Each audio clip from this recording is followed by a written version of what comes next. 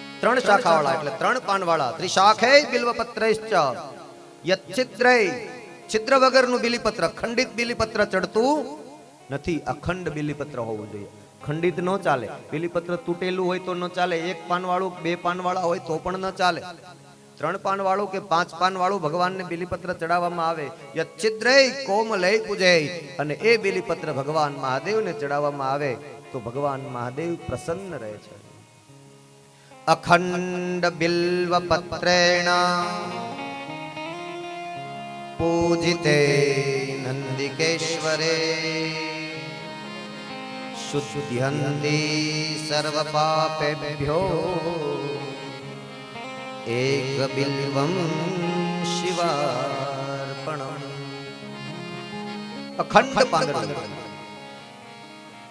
અને એમાંય તોડીને ધોઈને તરત જ જો ચડાવવામાં આવે કે એને એક પ્રહર કે બે પ્રહર કે અડધો દિવસ વીત્યા વગર જો ચડાવવામાં આવે તો ઉત્તમ છે. એવા હે નંદીના ભગવાન મહાદેવ તમને બિલીપત્ર અર્પણ. નંદિકેશ્વરો અખંડ બિલ્વપત્રેણ પૂજિતય નંદિકેશ્વરે શિવ પૂજામ કરિષ્યામિ એક બિલ્વમ શિવાર્પણ. શાલિગ્રામ શિલામેકામ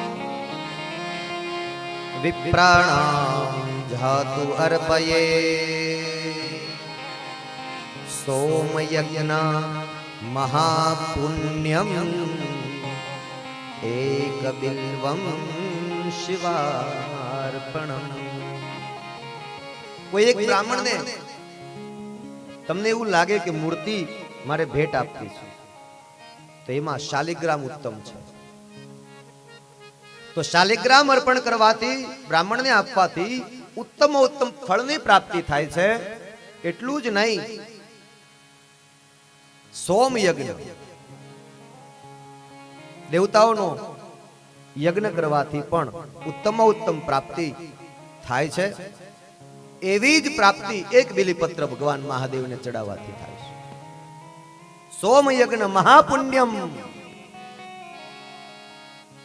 એક બિલ્વમ શિવાર્પણમ.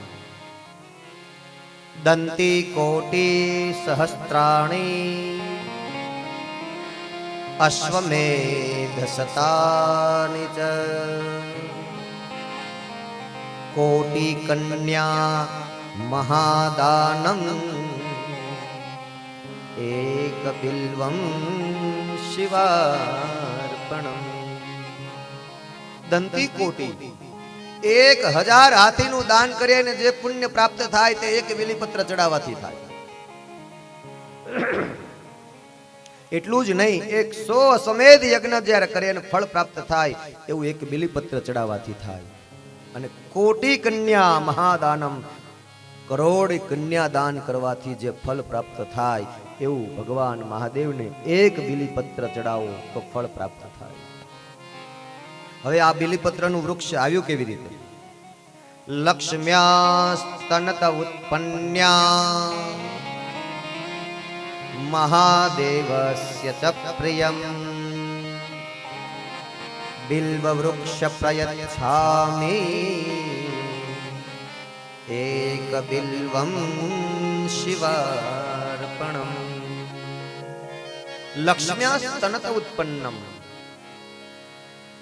એકવાર આપણે કથા જોઈ ગયા કે ભગવાન વિષ્ણુએ એકવાર 1000 કમળ લઈને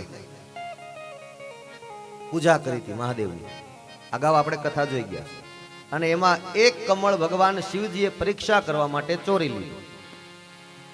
એટલે ભગવાન વિષ્ણુએ કહ્યું કે ઊભો થઈને કમળ લેવા જાવ તો પૂજા ખંડિત થાય, એના કરતા મારી અંદર ભગવાને ઘણા કમળ મૂક્યા છે એટલે એક નેત્ર કમળ આંખ કાઢીને શિવજીને ચડાવી દીધી. અને આ ભગવાન મહાદેવજી, ભગવાન વિષ્ણુ સમુદ્રના કિનારે બેઠા બેઠા પૂજા કરતા હતા. અને સમુદ્ર પુત્રી લક્ષ્મી સમુદ્રની અંદર આ દ્રશ્ય જોઈ ગઈ કે વાહ રે, ભગવાન નારાયણે મહાદેવની 1000 કમળથી પૂજા કરી, મારે કરવી છે.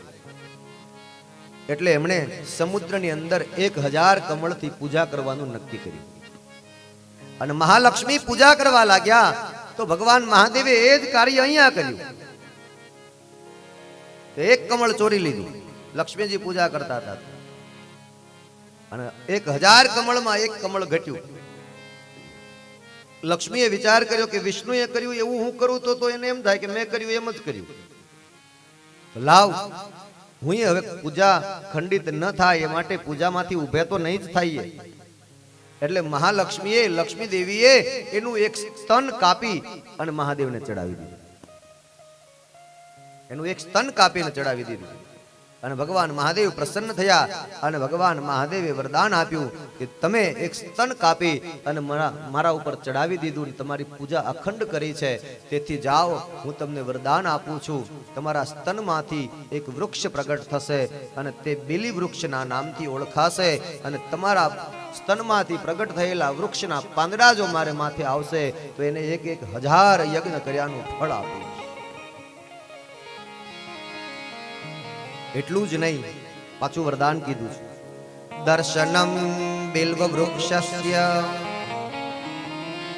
સ્પર્શનમ પાપનાશનમ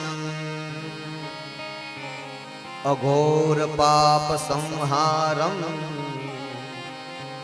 એક બિલ્વમ શિવાર્પણમ. એના દર્શન કરવાથી, એને સ્પર્શ કરવાથી પણ પાપનો નાશ થઈ જાય. કેવા પાપનો? અઘોર પાપ સંહારમ એક બિલ્વમ શિવાર્પણમ. આવું શું કામ થાય તો પાછું બતાવ્યું. મૂલતો બ્રહ્મ રૂપાય મધ્યતો વિષ્ણુ રૂપિણા અગ્રતઃ શિવ રૂપાય એક બિલ્વમ શિવાર્પણમ. એના મૂળમાં ભગવાન બ્રહ્મા રહે છે, મધ્યમાં ભગવાન વિષ્ણુ રહે છે અને આગળના ઉપરના ભાગમાં ભગવાન શિવજી રહે છે. આમ ભગવાન બ્રહ્મા, વિષ્ણુ અને મહેશ ત્રણેય બિલીના વૃક્ષની અંદર નિવાસ કરે છે. ભગવાન સ્વયં પોતે બોલ્યા છે કે જે બિલ્વ વૃક્ષની અંદર જલ સિંચે તો એના પિતૃઓ તૃપ્ત થશે. બિલી વૃક્ષની ઉપર ક્યારેય પગ ન મૂકવો, બિલી વૃક્ષની ઉપર ક્યારેય થૂકવું નહીં, બિલી વૃક્ષની નીચે ગંદકી કરવી નહીં. જે કોઈ પણ બિલી વૃક્ષને ઉછેરીને મોટું કરીને એની સાર સંભાળ રાખે છે એનો વંશ આગળ જતા ક્યારેય અટકતો નથી. આવું બિલી વૃક્ષનો મહિમા બતાવ્યો.